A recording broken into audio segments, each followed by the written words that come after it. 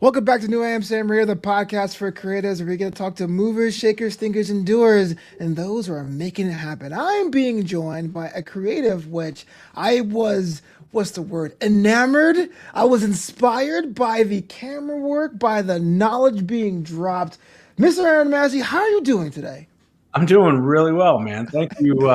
Thank you for chatting with me here today. Appreciate Yeah, it. it was a lot of fun because a lot of these episodes we see entrepreneurs, people who want to be business things, and I think that's a part of that. But like, I have not seen such a pure creative as yourself. There's a video I want to put in my show notes here where you talk about I think the concept of what ego means. I want to get to that first, but the cinematography, bro, the camera work, the B-roll. It was an epic short film. Walk me through that, man.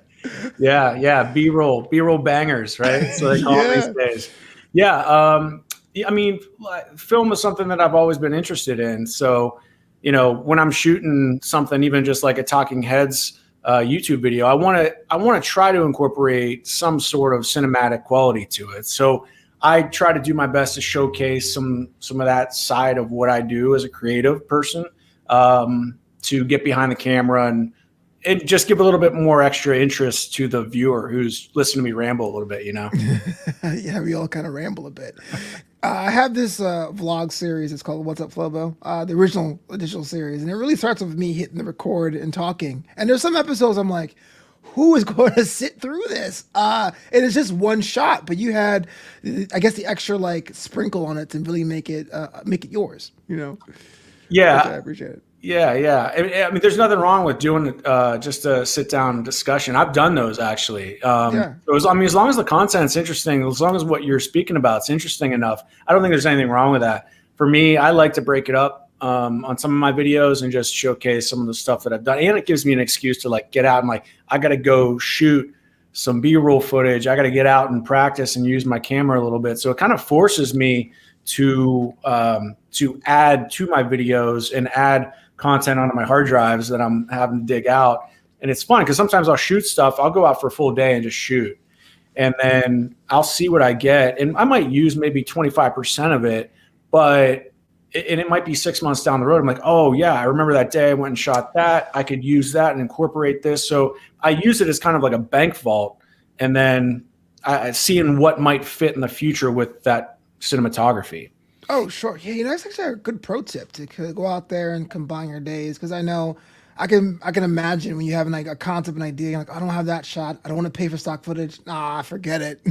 But if you actually had the foresight to be like, oh, I have this shot of a tree because I'm just that much of a genius. Yeah, the tree shots, man. That tree shot, man. It's money.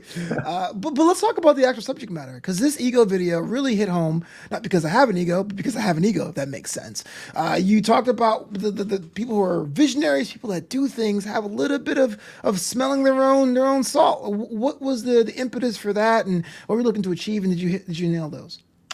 So ego, the concept and the topic of ego is something that I've wrestled with a lot because I think a lot of and what I discussed in the video, a lot of it is people externally, especially recently, I hear a lot of talk of like eradicating the ego, dissolving the ego, and I think there's definitely a place for that. I think, and you like a lot of your listeners are probably. They know a lot of these people that have an inflated ego, and it's tough to be around. And there are people that need to either get checked or check themselves when it comes to that. I think there's a balance with ego. And the one thing that I wanted to discover in that video is just kind of talk about it. Not that I had all the answers to it, but to open up a discussion, because I think in the creative field, there lies a balance of ego that you have to have, in my opinion, a little bit of ego. And what I classify as good ego. And that means a sense of self, a belief in self, that you can do what you're set out to do, right? You have belief that you're capable of achieving whatever project, whatever you're going after, that you can do that. If you don't have a sense of self-worth, if you don't have a sense of self-confidence, you're kind of fish in the water for sharks. It's going to be a tough battle creatively. So I really just wanted to to bring the topic up again for almost an open discussion of whoever might watch that video to think for themselves, what does that mean for them? Can they locate, the people around them that might have inflated egos, the people that maybe don't have enough ego? It's this kind of esoteric topic that we talk about. And, I just wanted to kind of look a little bit deeper into it. Yeah, definitely make sure you check that out after you check out this show. Not before, this is after. We also talked about the word creative, because that's something that we use a lot. It's definitely changing. I think it's definitely a lot of things are being added to that conversation. And you say in your bio and all of your videos, you are a creative. What does that mean to you? What does that mean to your art form? What is the art form now? How you would describe that art form? And I guess what would be the way you connect the two? Yeah, so it was actually funny. I was talking to a friend recently because I've been wanting to redo my website. And I usually do it once a year. I'm like, I got to fix this. But for me, it's always been, this is not me being egotistical. But it's open space here. There's a lot of artists, like we have our hands in a lot of things. And for me, my issue's always been, I want to do everything. I just want to get my hands in everything. And I know it's not feasible to be a master in all those things, but I do enjoy filmmaking. I enjoy acting. I enjoy photography. So really, as a creative, I kind of just use that word to encapsulate all the things that I do or that I'm interested in, because it is, I'm creating, right? I'm making stuff. There's another video I talk about staring out the window, and it's about letting your mind imagine things for you to create, right? So basically, as a creative, as an artist, you're imagining things, and then you are making those things come to life in whatever format that is, right? So I try to just tell people I'm a creative now at this point. Versus going down the list of, I'm a filmmaker, I'm an editor, I'm a photographer. It can get kind of tiresome. So I think anyone who brands themselves as a creative, you can kind of dip your toes in all these different waters and feel good about just branding yourself that way. Is it an equal pie chart here, or is it weighted? Are you more creative at one thing than the other, or just kind of like, no, I'm just have an aptitude for collecting aptitudes? Like, well, how do you look at that? Yeah, I think for me, it's a growth span between all of them. So sometimes I'm actually interested in, say, like a certain time span with photography. Like right now, my photography is peaking. I mean, if you even look at my Instagram right now, I'm doing a lot more photography and trying different things. And there's times where I peak at just trying to be a better filmmaker. Sometimes I'm working on acting a little bit more. So again, it's me dipping my toes in all these different things. And that might, for some people, that might sound detrimental because I'm not spending, I'm not being so focused. But at the time when I'm in something, I am laser focused on that one particular thing, trying to grow that field in the arts as much as I can. And there's a point where I'm like, you know what, that was awesome. I'm kind of fulfilled, and I want to now dive into this next field and really focus on a new thing in filmmaking or something along those lines. It's kind of how I approach it. So do you pursue formal education, or you just kind of you tinker with things? Is there a balance? Are you classically trained in some pursuits and self-taught in others? Yeah, so mainly self-taught in most. So I did take some years of acting classes. I went. You're brave, so brave. Yeah, that was the start for me. I finished formal education. I finished college. I went to Marietta College in Ohio, and then once I graduated there, I moved out to LA and went straight into acting. So that was most of my formal education, and I grew a lot from that. And then from that point, as an actor, I wanted to start creating for myself, and just really started to dive into teaching myself the form of screenwriting and filmmaking, and then surrounding myself with people like that group that I could really go to and bounce ideas off of. And we would kind of help each other and work with each other in terms of, getting better in all these different types of things and making our own stuff all together. And that was a major point for me to grow in all these different fields and just kind of be self-taught and constantly learn. And nowadays, I mean, with YouTube, it's basically like a university into itself, and True. You can kind of teach yourself almost anything, which is pretty cool. So. Yeah, I was actually a fan of the two-time short-lived XFL, and the quarterback, or the third string quarterback, his name's Luis Perez, and they got called up because our starter Mike McGloin was just not producing. I'm going somewhere with this. For non-sports fans, I'm going somewhere with this. And Luis Perez comes in and he's just amazing. And everyone's like, man, how'd you do it? He goes, well, I saw videos on YouTube from Tom Brady about how to be a quarterback. Yeah. Which is so crazy. We live in this world now. So you did two things that I wanted to bring to the forefront, because you were based, and you're currently based in Ohio. You did a detour, a side quest in Los Angeles, and there's always that debate of whether, hey, it doesn't matter what distance are, you can connect to anyone with the internet, you can just build your own base wherever you are. But then there's also the classic thing of, hey, look, LA is a creative city, New York is a creative city, it's good to be a part of the hub scene. So as someone who did both, is there any kind of like recommendation, any kind of experience at all? Yeah, so I am so thankful for my time in LA, and I know LA can get kind of a bad rap, right? And I kind of described it as like a love-hate relationship. I spent 11 years there, and decided, for those who don't know me, decided to make a move back to my home state. So I currently live in Columbus, Ohio. So I've been here for a little over 5 years now. And that's something that I'm still battling with or debating, right? Is like, where's the right place for me? When I left LA at that time was around 2014. The film industry was kind of dispersing out, right? Like everyone had these tax credits, like Georgia and even Ohio. And so there was a lot of productions getting shot in Atlanta. Even in New York was gaining a lot of productions, Ohio, Pennsylvania, like Pittsburgh, Philly. So the film industry to me started to spread out a little bit. And at that point, I was a little bit frustrated with LA just for various reasons. And I just personally needed a change. So I made the move back to my home state and kind of wanted to not only get closer to family and friends, but also have the ability to not pay as much as living in LA.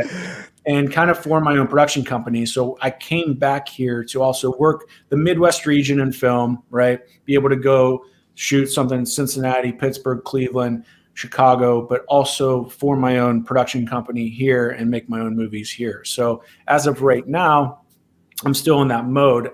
One thing that I would say is, for anyone who's debating the move, it's all circumstantial, right? Based on like your family, how young you are, how much money you have at the time. I don't think anything's impossible. So I'm all for getting out of your hometowns first and foremost. I believe in that change. At least you can always come back. That's what I always tell people. You can always come back home. Go for LA, go for New York. I believe in it. Find a way to make it happen, because you're going to meet people in your particular creative industries that you are going to be friends with forever. I mean, it's just a fact, right? And those people you can ride or die with till the end of time, and you can meet some people that you'll collaborate with forever.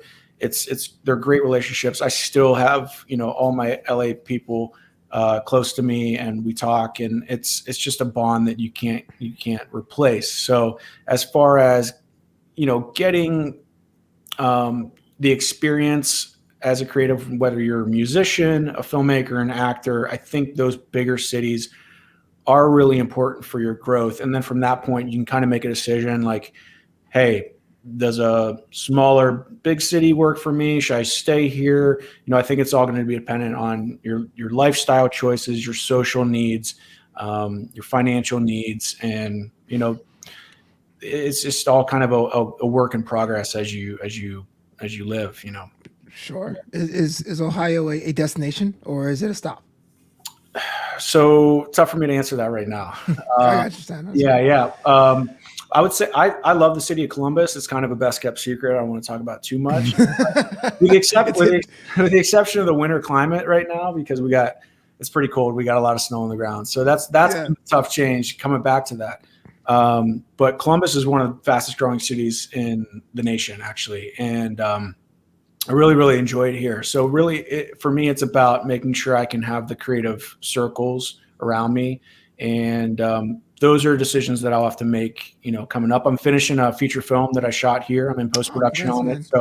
So once I finish that, I may have a decision to make. But I always, would want to see myself at least being bi-coastal. I'd love to be able to be in New York, in LA, and then maybe have a place in Columbus. We'll see. 5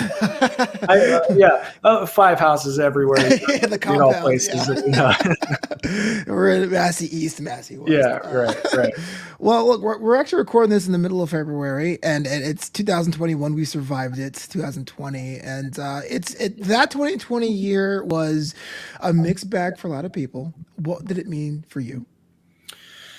Yeah, so I did make a video about this as well, just discussing kind of my 2020 and some things that I did to stay productive as an artist. And it was a really difficult year, especially right at the beginning there in March and April, and not knowing what was going to happen, even for my business. And I know a lot of creatives struggled and suffered because a lot of the industry jobs, there's a lot of waiters, a lot of, freelancers, people in all the creative industries. I mean, a lot of us are freelancers. So we take these jobs that are now being shut down and we don't have any work. I mean, they're shutting down theaters, they're shutting down everything. So I kind of talked about paving this way. You have two choices, right? You can go down this really bleak path that could end in a lot of depression and anxiety and loathing and not getting work done. And I want to let everyone know, like, if you are struggling with any of that stuff, there's a support for you out there. There's a lot of creatives that have gone through that, and it's okay. It's not anything. It's not your fault, that this happened. But in 2020, I think I know I had to make a choice to go down the right direction, in that fork in the road, right? And to be more creative and use the opportunity of some of this extra time to not only continue to finish the film that I was working on, but also to really look inward and think about what I wanted to do, where I wanted to be. You have this extra time, I think, to really look inward. And one thing I want to do is really just start exploring myself as an artist more, and to put myself out a little bit more. I think I was always, I always had an issue as kind of being an actor, of not exposing myself too much. I always, you hear these stories of like, no one knows who Daniel Day-Lewis is really, and that helps his personas as an actor, because you don't know who they are. You don't know his political views. You don't know all these things. And I was never, not comparing myself to Daniel Day-Lewis, but it's very close. Yeah. But I just felt like there was a time for me to come out from the curtain, and I wasn't exposing myself as an artist enough. And I felt like I needed to do that to help me grow, to help obviously grow my brand, to let people know who I am, to help grow a community, to collaborate. I want to meet more artists and people that are like-minded to work together, because I love that. There's a magic in that. When you meet some people, you start working together and you start making stuff, there's nothing like it. There's nothing like it. So absolutely, I wanted to put myself out a little bit more. And that's one thing I started doing with making more YouTube videos, with literally just me speaking about some ideas and hopefully some things that might be able to help other creatives. And so, yeah, I'm rambling a little bit, but as far as 2020 goes, I felt like it was one of those things where you have to make a decision on what you want this to be. I knew I had a choice, and my choice was to try to be as creative as possible during that time. Yeah, I think it was a lot of things, self-introspection. I always tell this in all of these episodes that the world told me that what I dedicated my life to, my adult life to, was not essential. And I mean, I understand that my job isn't as important as a neurosurgeon, but I sit there going like, it's important to me.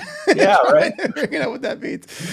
You had mentioned in your feature a couple times, and if you want to share any details about that, that'd be great. What aspects are you working on, or are Yeah. you the director, cinematographer, writer? Yeah. So it's a feature film I wrote and directed here in Columbus, Ohio, over the last couple of years. So it's one of those where it's super low budge. I put it together with local actors. Had a couple LA friends who were actors come out and work on the project as well.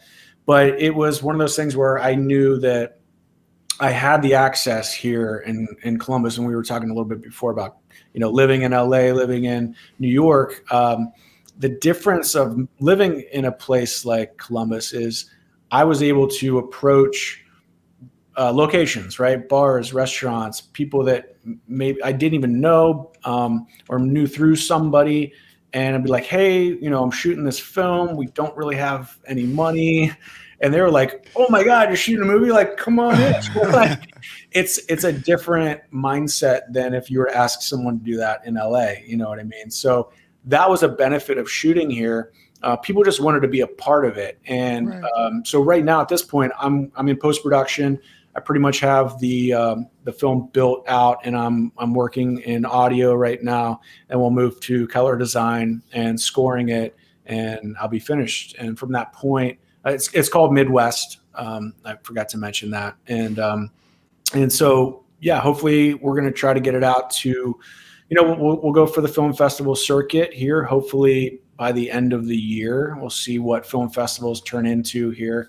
I know Sundance had their virtual one here recently, and I think they had a pretty successful festival that way. But we'll see what happens with that. That's the one thing that I do love about festivals, is actually getting out and meeting other people and other filmmakers, making those contacts. So virtually, I don't know how well that works, but yeah, at the end of the day, just trying to get this film done and put it in the can so I can move on to making the next one at this point. What does Aaron Massey do for fun? Oh, I do a lot of stuff for fun, actually. Fun's an important part of my life, for real. So I love sports. I grew up playing sports, football, basketball, and baseball. Played college baseball. So that's baseball. Position? I was center fielder. Okay. Center fielder, yeah. That's when I was fast. I don't know how the wheels work anymore these days. I don't know how to sprint in a while. One way to find out. Yeah. So I'm a sports guy. I love it. I love going to live events. Concerts are my thing. And that's the one thing that's been killing me in 2020, was not being able to go out and see concerts and support local musicians. So hopefully this year we'll get back to that a little bit. I'm dying to see that. Going to see theater. Plays are a big part of my entertainment, and I love going to see even just like little black box, shadow box theater stuff. And other than that, hanging with friends, just taking it easy. I like to golf. I did get some golf in 2020, as everything else was shut down except some golf courses. So some friends and I, we would do that and get outside a little bit. But and movies, watching movies, that's my thing. I try to watch movies for entertainment the first time, but it's tough sometimes as a filmmaker. You're watching, you're like, now, why did he shoot it that way? And what was? And you're like, wait, what just happened? I got to go back because I missed the storyline. But those are some things that keep me entertained for sure. Yeah, that's the reason why I try not to watch as much sports. Is like you've called that Sports Center hole of being like, oh man, these field goals are just terrible. You know what I mean? Yeah. Like same with movies and creative projects and stuff like that. Yeah. I played football for about 2 weeks in high school. I was nose because I was 5'9", 275. I was a house. Wow. You know what I mean? Like that was before the diet, and people they underestimate the mental fortitude that it takes to be an athlete. It's almost like you're creating art with your body. Yeah. My 9-day career as an athlete, I could tell you this. No, it's true. And jocks get a bad rap, and I'll always defend the jock. My experience with sports is, to keep this short with sports, but it created a team bond and a unity. It created discipline. I think anyone who's deciding on whether to put their kids in sports, to let them go for it, because I think it can help build a lot of good attributes for kids and that lead into adulthood. I'm good about schedules. Like I'm if you're not 15 minutes early, you're late, is kind of what was ingrained in my mind, because then you were running laps and you don't want to be running laps. So I think it just ingrains a lot of good things, and it's entertaining and it's fun to do. So I love it. Yeah, I blame Hollywood for that. Like, I just never saw the pack of wolves wearing Letterman jackets like you see in the movies. Get out of here, nerd. So we have not had a mutual friend. Jack Farmer was also a friend of the show. That was on a previous episode. I had you on the show this week. Did he have any questions? And he had one. Well, he actually had two. This is gonna be fun. The first question he has here, as a guy who teaches himself to do all the things he wants to do, how does he decide what to do next? Oh, Jack, it's a good question. I think it's, for me, it's just about letting my gut tell me. So I learned from, this is kind of a broader thing to think about, but a good friend told me one time, it's like your mind's usually telling you one thing, your heart's telling you another, but your gut's usually right. And I've always lived by those words. Sorry, there's an ambulance going by, if you can hear that. I've always lived streets of Columbus. Mean streets, maybe.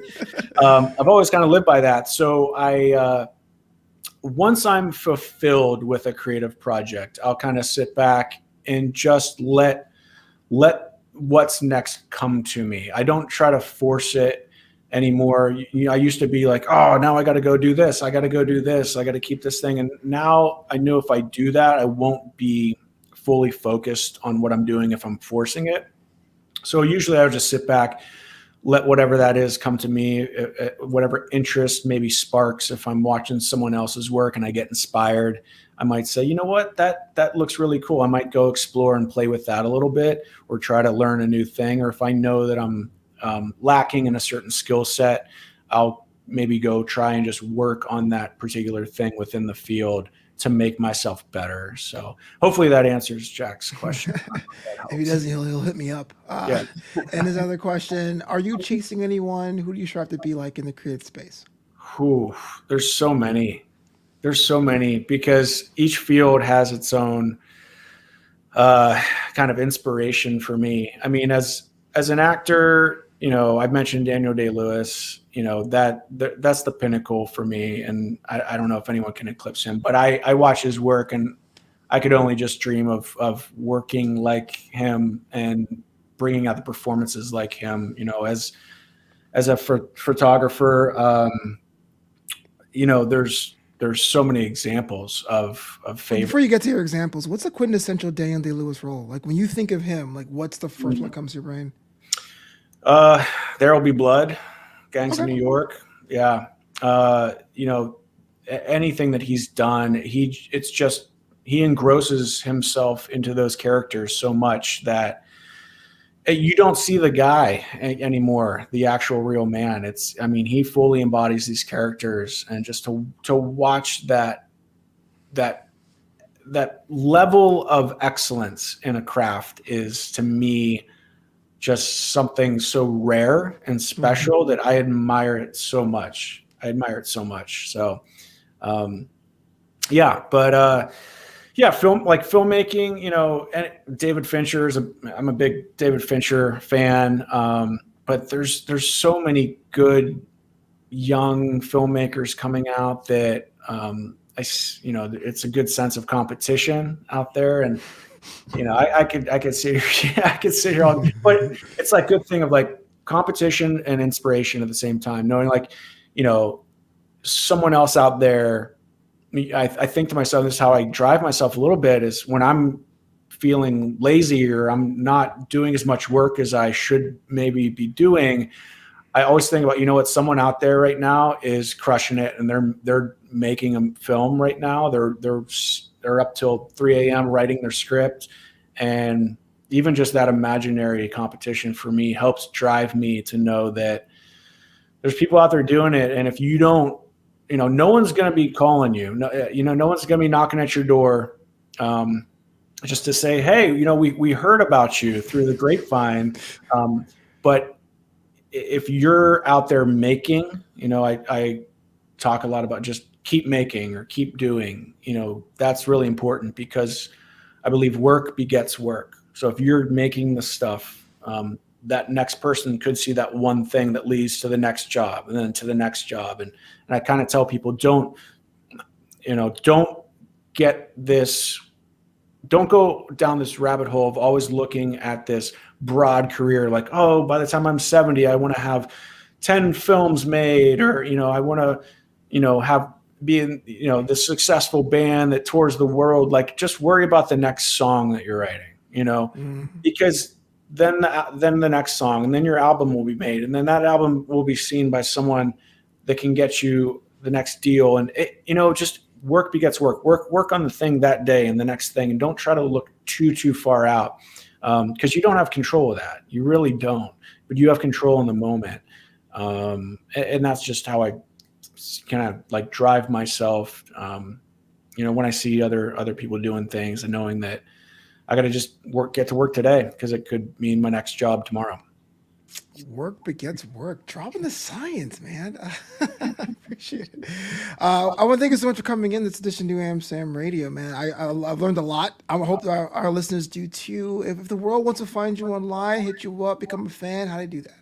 Yeah. So you can find me on YouTube, Aaron Massey, and my Instagram handle is @massive3, and my Twitter is Aaron_Massey. Check me out. I'm out there. Would love to communicate and touch base with some people that want to collaborate even. So don't hesitate to reach out. And I appreciate you having me on, Flobo. This is awesome to discuss some creative stuff, man.